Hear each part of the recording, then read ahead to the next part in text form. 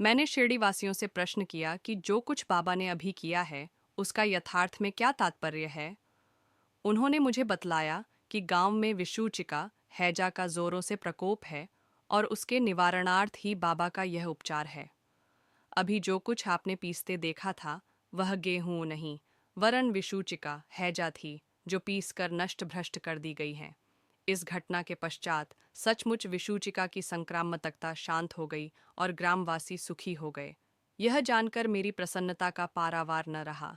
मेरा कौतूहल जागृत हो गया।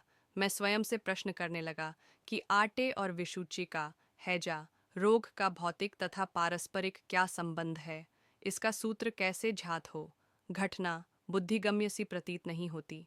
अपने हृदय की संतुष्टि के हेतु इस मधुर लीला का मुझे 4 शब्दों में महत्व अवश्य प्रकट करना चाहिए।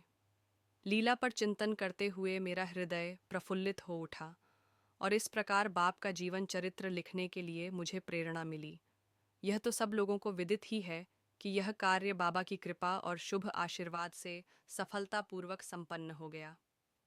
आटा पीसने का तात्पर्य शिरडीवासियों ने इस आटा पीसने की घटना का जो अर्थ लगाया वह तो प्रायः ठीक ही है, परंतु उसके अतिरिक्त मेरे विचार से कोई अन्य भी अर्थ है।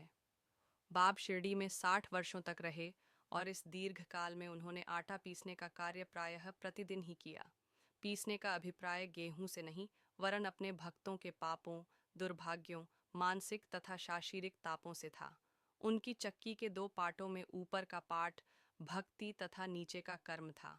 चक्की का मुठिया जिसे पकड़कर वे पीसते थे वह था ज्ञान।